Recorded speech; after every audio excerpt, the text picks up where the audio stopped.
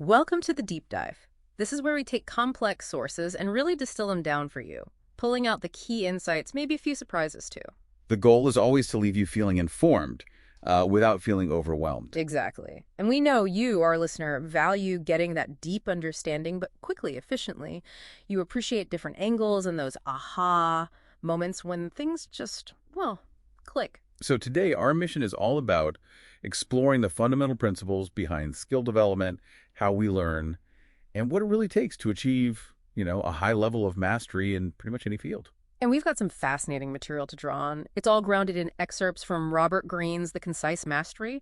We'll see examples stretching from Leonardo da Vinci all the way to modern scientists, athletes. A real range. So yeah, let's dive in. Okay, so where do we start? It's easy to think learning is purely mental, right? Intellectual. It is, but our exploration today, interestingly, starts way back. We're looking at our evolutionary roots, some very, very primal capabilities. Ah, right, like our primate ancestors. Yeah. In the trees. Exactly. Think about it. They developed incredibly sophisticated visual systems just to navigate that environment. Binocular, stereoscopic vision. Eyes facing forward, giving that amazing depth perception. Right. And initially, the source points out this wasn't really for hunting like a predator, but more for, precisely judging branches, spotting food. And then came the really elaborate color vision, too, all honed over millions of years up in the trees. And what's fascinating, the insight here, is how that deep, almost unconscious mastery of visual processing set the stage for more complex learning later on. How so? Well, as our ancestors got good at basic survival stuff tracking, simple tools, those actions became automatic, ingrained. It freed up mental bandwidth. Ah, okay. Leading to what the source calls thinking inside. Precisely. It's described as this pre-verbal, high-level intelligence that emerges after years of mastering a skill. Like Leonardo's grasp of anatomy or landscapes, or Michael Faraday with electromagnetism. Exactly. It's like the basic mechanics become second nature. So your mind can focus on much deeper patterns, make intuitive leaps, make really effective decisions based on this felt sense of the whole picture. And this developed before complex language. That's kind of mind-blowing. It really is. And connecting this forward, that deep internalized understanding, that's the bedrock of genuine mastery. Which implies you can't really skip steps. Well, the source strongly cautions against it, trying to shortcut the process or just relying on, say, natural talent. Yeah.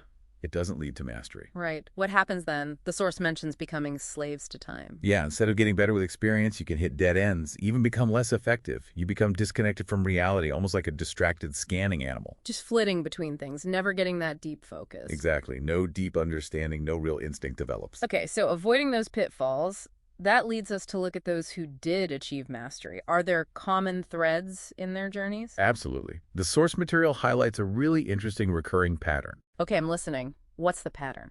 It typically starts with a really strong youthful passion, an almost magnetic pull towards something specific. Like an intense interest from childhood. Yes. Then, often, a crucial chance encounter. An opportunity pops up to actually apply that interest in a real-world setting. Okay, passion, then opportunity, and the third part. An intense, really focused apprenticeship. And crucially, it's fueled by that deep, almost primal inclination towards the subject.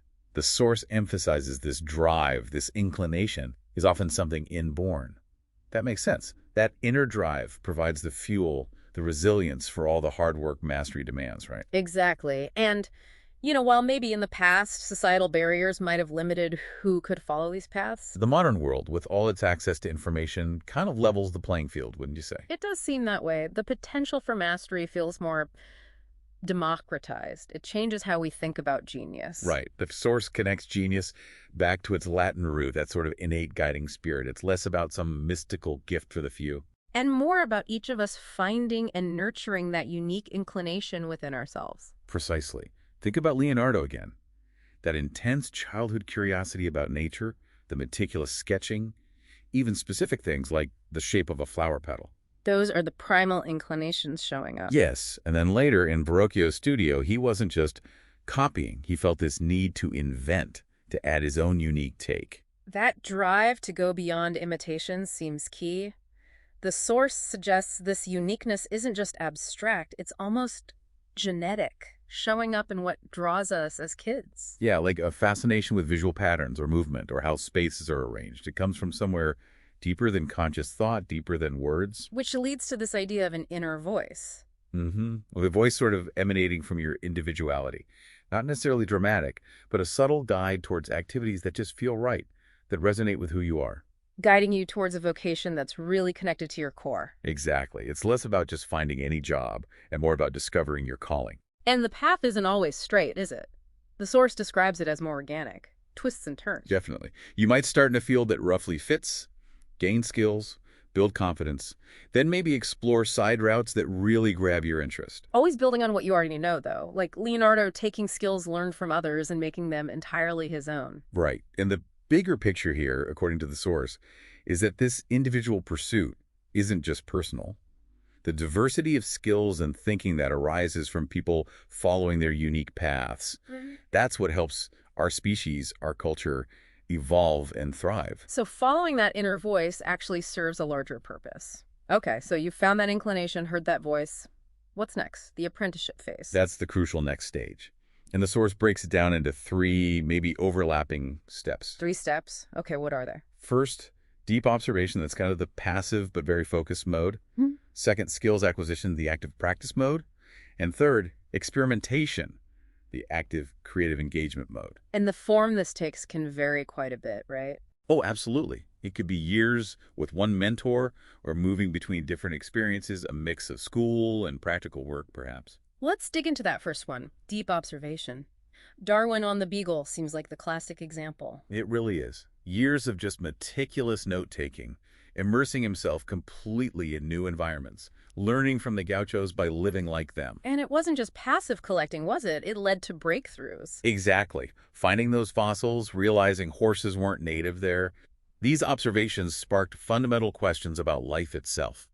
The key takeaway is prioritizing learning over immediate rewards during this phase. Choosing challenges, seeking feedback, seeing apprenticeship as self-transformation. Precisely. Then comes skills acquisition, the practice mode. This is about deliberate practice repetition, leading to tacit knowledge. Yes, that embodied skill. You just know it, even if you can't explain it fully. Yeah. Think of those Gothic cathedrals built without blueprints that's accumulated tacit knowledge. And our brains are wired for this, right? Mirror neurons, learning by watching and imitating. Absolutely. And repetition isn't just drilling. It's literally hardwiring neural pathways. Like learning to ride a bike. At first, total concentration, then it's automatic. Right, which frees up your conscious mind. Contrast that with constantly being distracted. You never build those deep pathways. And this creates a positive feedback loop, the cycle of accelerated returns. Yeah, you learn, you see more nuance. That lets you practice harder, more effectively, which leads to more skill, more pleasure, more flow. It builds on itself. So the idea that the information age makes practice obsolete, that's wrong. According to the source, yes, definitely wrong. If anything, the increasing complexity today demands broader skills and more cross-pollination of knowledge. Deep practice is more vital than ever, whether in business, science, or the arts. The source has some amazing stories of unique apprenticeships. Zora Neale Hurston, for example. Incredible story. Using her job as a house cleaner, as a secret literary apprenticeship, reading, memorizing Milton, while also networking and doing field work. Just pure resourcefulness. And Daniel Everett learning Pirahan by basically becoming like a child in the tribe. A stunning example of immersion. He had to shed his own linguistic biases, his maybe intellectual smugness, to really learn. Shows how our own assumptions can block us. Then there's Bill Bradley practicing basketball on a ship, using special glasses to narrow his vision. Fantastic illustration of focused, unconventional practice, heightening one sense by limiting another. Or Keats pushing himself after writing a poem he felt was mediocre, forging his style through intense self-critique and practice. Yes. These show how personal the journey is. And Santiago Calatrava doing a second apprenticeship in engineering after architecture. Because he wanted to understand the deeper forces, not just the surface design. Exactly. And Paul Graham shifting from academia to hacking, creating ViaWeb, Y Combinator, that trial and error hacker approach. The source sees it as a potent model for the digital age. Okay, but what about the geniuses? People often think Mozart or Einstein just skipped all this. Ah, the myth of innate genius. The source tackles this head on. It's a crucial reversal. So even Mozart? Even Mozart. Needed over 10 years of composing before his truly original work emerged. A study of great composers found that 10-year pattern was pretty common. Wow, 10 years. And Faraday. His persistence to become Humphrey Davy's assistant is legendary. Despite rejection, he meticulously wrote out Davy's lectures into this beautiful booklet to prove his dedication. That really shows the active role the apprentice has to take. Which brings us to mentors. How important are they? Hugely important. They're guides unlocking potential we might not see in ourselves. Faraday learned so much just watching Davy think during experiments, like the diamond one. But you can't stay attached forever, right? There's a danger of being stifled. Absolutely. Independence is crucial eventually, like when Faraday separated from Davy professionally. The relationship needs to evolve. So how do you make the most of it? The source has strategies. Yes. Things like intense absorption of their knowledge, making it conscious and direct through questions, acting like a midwife to draw out their wisdom. And you might have multiple mentors, even books as mentors. Definitely. Different mentors for different gaps. Books can be invaluable, temporary guides. It's often a stepping stone process, different teachers for different phases. The source gives more specific strategies, too, like Glenn Gould initially mimicking his teacher. Right. Intense absorption. Mimicking Alberto Guerrero's style gave him a foundation.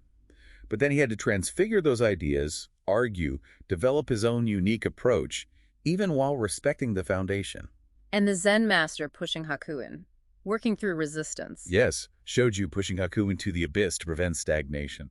Sometimes challenges are essential. And Franklin creating mentors from afar, just by observing. Astute observation of powerful people to gain social intelligence, a very strategic approach. That leads perfectly into social intelligence. It's not just about technical skill then. Not at all. The source warns against the naive perspective, seeing people only through our own emotional needs. That's dangerous in the workplace where survival instincts are often higher. Franklin learning this the hard way with Governor Keith. Exactly. That misstep made him focus deliberately on gaining social intelligence. It was a turning point. But it's not about being cold or manipulative. It's about empathy. Fundamentally, yes. Understanding others' experiences, feelings, not just observing them like specimens. And the practical tips. Paying attention to nonverbals. Yes, nonverbals. Seeing how people react under pressure or when emotional. Cutting off your internal chatter to really listen. Trusting your gut sensations and noting actions over words to see hidden motives often related to power. And remembering people change, so observation has to be continuous. Always. Building on that, the source outlines the 7 deadly realities, universal negative traits in groups. Okay, these sound challenging. Envy, conformism, rigidity. Self-obsessiveness, laziness, flightiness, passive aggression. Yeah, they can be destructive.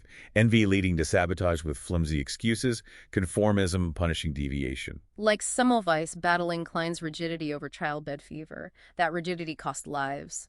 A tragic example. Contrast that with William Harvey, who is much more strategic in presenting his theory on blood circulation gaining royal favor, demonstrating carefully. Navigating these realities is crucial. And managing them in ourselves, too, like Frida Kahlo's persona managing self-obsessiveness. Or outwardly deferring to rigidity while keeping your mind open inside. It's about smart navigation, not necessarily confrontation, especially during apprenticeship. Okay, so we've covered observations, skills, mentors, social awareness. What about the actual creative leap, generating new ideas? This is where the source distinguishes the conventional mind, the passive consumer, from the dimensional mind, the active transformer. And masters often keep a childlike spirit alongside their knowledge, leading to that dimensional mind. Often, yes. And this sometimes involves a crisis during apprenticeship, a tension between fitting in and expressing a unique vision. Like Mozart's adolescent rebellion, reconnecting with his original voice. A powerful example. The source offers strategies to unlock this creative power. Choosing unconventional projects, the creative task that spark rebelliousness. Embracing uncertainty, the primal scream, letting go of needing comfort, like an explorer. Exactly. And cultivating negative capabilities, suspending judgment, holding opposing ideas, seeking the unfamiliar. Think Keats or Shakespeare. Then there's using analogy, constantly seeking connections, like Newton's apple and moon, or Coltrane's cathedrals of sound. Right. And alternating the mind through the current. That cycle between observation and speculation experimentation. Like Darwin's voyage leading to theory. You can't just speculate wildly or just collect data. Buckminster Fuller's prototyping fits that current idea too. Perfectly. Also, consciously breaking mental patterns, becoming aware of your shortcuts and subverting them. Like Ford rethinking how to build cars, leading to the assembly line. And finally, synthesizing conscious and unconscious thought. Visual thinking, letting ideas incubate. Yes, the power of visual thinking for mathematicians, Faraday, Einstein, and letting go, allowing the unconscious to work, like Wagner dreaming the opening of Das Rheingold. It's a very active, engaged process then, which leads to finding that authentic voice and achieving integration. Like Coltrane hearing Parker and spending his life chasing his own sound, or Ramachandran's obsession with phantom limbs leading to breakthroughs about brain plasticity. The Wright brothers' practical, iterative invention process. Calatrava's more emotional, associative design method. Martha Graham rebelling against dead forms to create her own dance language. Yoki Matsuoka fusing robotics and neuroscience to understand the hand. Even Graham and Morris stumbling onto their web commerce idea because they disliked Windows. It shows creativity isn't always linear. That organic fatality, the crooked path ideas take. Champollion deciphering the Rosetta Stone is another great example, seeing past assumptions, building on others' work. And the alchemy of reconciling contradictions within oneself, like in Herrera's or Fernandez's art. Right. And importantly, debunking the myth that drugs or madness are needed for creativity. Coltrane's discipline proves otherwise. Prost's quote about art undoing habits to find deeper truths feels very relevant here. It beautifully sums it up.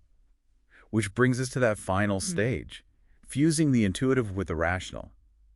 Mastery. This involves deep immersion, staying true to inclinations, internalizing the field, combining intuition and reason. To see into the secret core of life, as the source puts it. So finally getting to mastery itself, it's time plus focus, but also that X factor. That strong inner guidance, self-awareness, leading masters off the conventional path. Like the navigators of Oceania, deeply connected to their environment through observation. Incredible primal powers. Memorizing star paths, reading currents, a deep connection. Contrast that with Einstein's internal thought experiments, challenging physics, different domains, similar deep connection and intuition. Einstein relying on imagery and intuition first, before the math even. Exactly. His aha moment about time's relativity came from contemplating everyday things intensely. Then there's Temple Grandin, seeing with her own eyes. Her autism gave her a unique visual perspective, empathy for animals. Leading to groundbreaking designs. Her single-minded focus and resilience are key. And Cesar Rodriguez overcoming a lack of natural flying talent through sheer practice, developing that fingertip feel. A powerful reminder of practice's transformative power, something our culture sometimes downplays. Leonardo's meticulous painting techniques showed the same deep practice. Finally, widening your vision, the global perspective. Like Freddie Roach, evolving from a good boxing trainer to a great one by studying opponents deeply, creating tailored strategies. Or Goethe, after early success, deliberately broadening his knowledge, seeing connections everywhere. Because true masters, the source suggests, see the interconnectedness of things. They have that wider view. Okay, so let's bring this all together for you, our listener. The core message seems to be that mastery isn't some magic bullet. No, it's accessible. Through dedication, following your inclinations, embracing that continuous learning and refinement. And that idea that everyone has unique inclinations, that feels really important. Your unique path can lead to meaningful contributions. Absolutely. Pursuing them isn't selfish. It enriches the whole culture. So for you listening, here's our final thought to chew on. Which of your own deep inclinations might you be underestimating right now? Maybe even ignoring? And what's just one small, concrete step you could take, maybe even today, to start exploring it a bit more? See your path as that unique journey, your own potential unfolding towards mastery. Thanks for taking this deep dive with us.